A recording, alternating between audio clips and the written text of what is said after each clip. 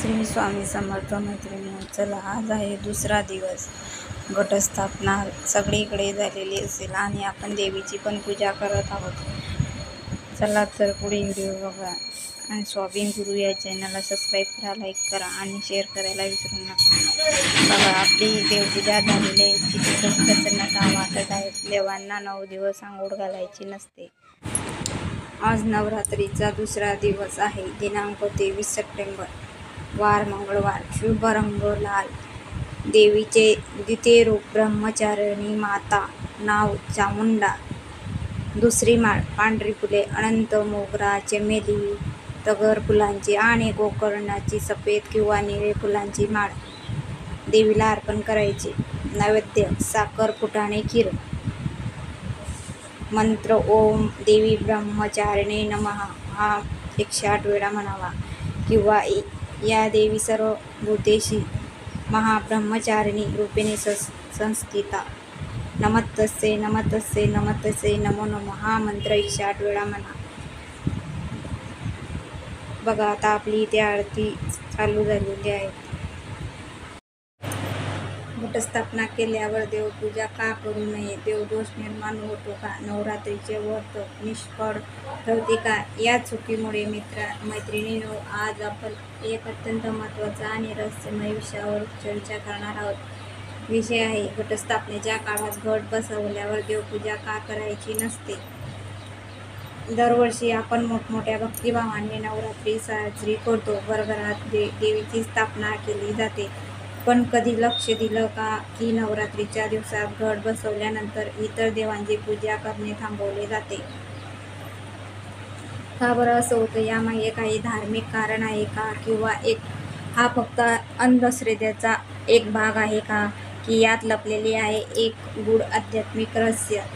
याचे उत्तर आज आपण शोधणार आहोत. हा विषय फक्त धार्मिकच नाही, तर आपल्या ऊर्जेच्या जगाशी जोडलेला आहे. देवीची आराधना, घटस्थापनेच्या तत्त्वज्ञान आणि नवरात्राचा कालखंड हे सर्व अतिशय गहन आणि शक्तिशाली आहे. घटस्थापना म्हणजे काय? नवरात्रीची सुरुवात घटस्थापनेपासून होते. घट म्हणजे काय? ते फक्त एक कलश नाही, तर तो देवीचा आसन म्हणून आहे. घटामधील भरलेले पाणी हे समुद्राचे प्रतीक मानले जाते. त्यावेळी ठेवलेले नारळ म्हणजे जीवनाचा उगम, मातीमध्ये पेरलेले अंकुर म्हणजे सृष्टीचा वाढ आणि हा घट म्हणजे मातृशक्तीचं जिवंत रूप. घट बसवल्यानंतर देवी स्वतः त्या घटामध्ये आवाहन करून विराजमान होते, असं शास्त्राचा उल्लेख आहे. घट बसवल्यानंतर घरातील ऊर्जा पूर्णपणे बदलते. नवरात्री म्हणजे शक्तीच्या उपासना. घर देवीच्या शक्तीचे केंद्र बनवते. वातावरणात एक सूक्ष्म तेज पसरते. घरातील प्रत्येक कोपरा सकारात्मकता ऊर्जेने झगमगतो. यावेळी घट बसवलेले घर म्हणजे एक प्रकारे देवीचे मंदिर होते. जिथे देवीचा वास असतो तिथे दुसऱ्या देवतांची स्वतंत्र पूजा करणे योग्य मानली जात नाही.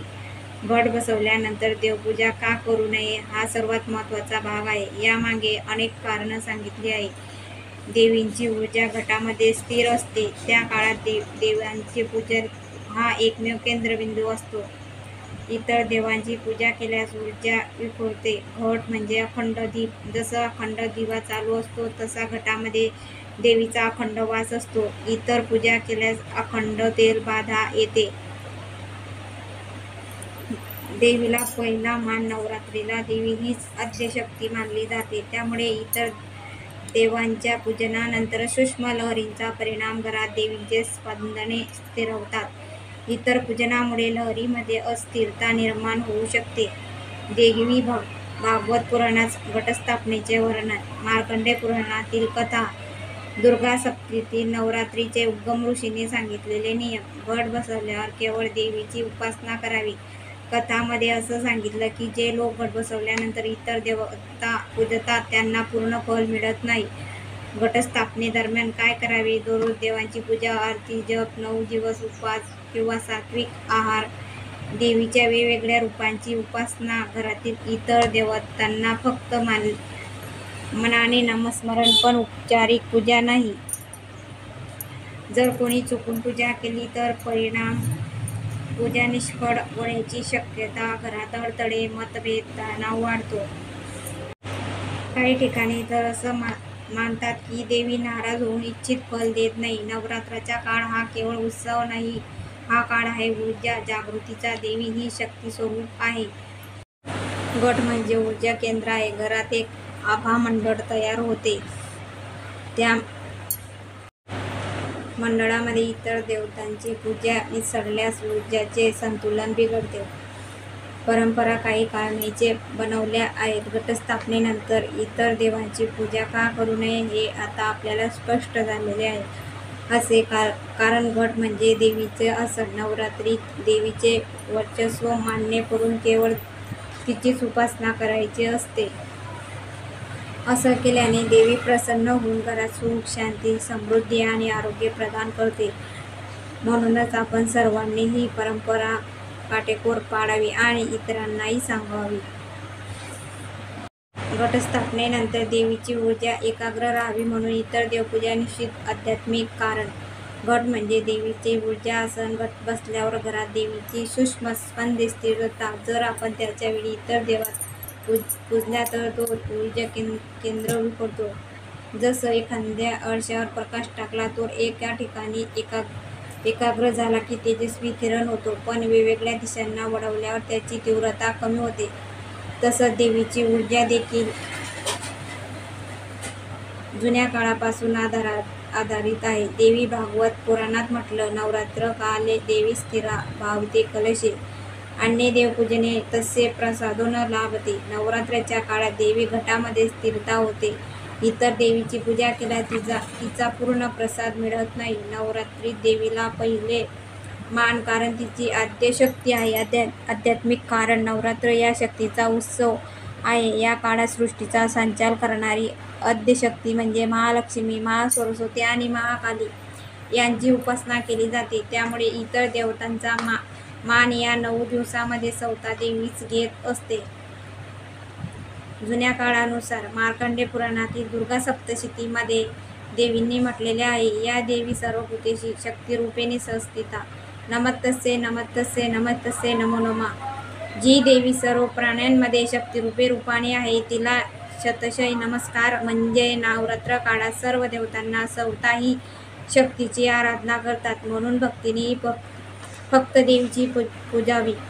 इतर देवांची पूजा केल्यास ऊर्जेचे संतुलन बिघडते. आध्यात्मिक कारण घटस्थापनेनंतर घरात एक ऊर्जा मंडळ तयार होते. या मंडळामध्ये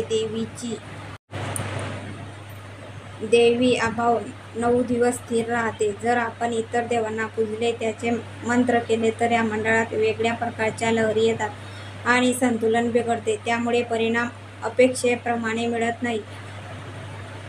शास्त्रानुसार कथा सांगता येईल. एक काळी एक राजाने घट बसवल्यावर चुकून शिवपूजा केली, पण त्याला यश न मिळालं. नंतर ऋषींनी सांगितले, नवरात्र काळात सर्व देवता स्वतःही देवीची पूजा करतात.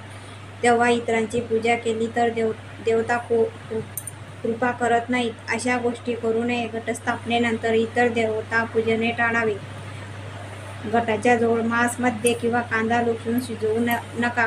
घटाजवळ काळे कपडे घालून पूजा करू नका. नवरात्रात घटाच्या खोलीत झोपू नका. श्री स्वामी समर्थ. व्हिडिओ आवडल्यास स्वामी गुरु या चॅनलला सबस्क्राईब करा, लाईक करा आणि शेअर करा.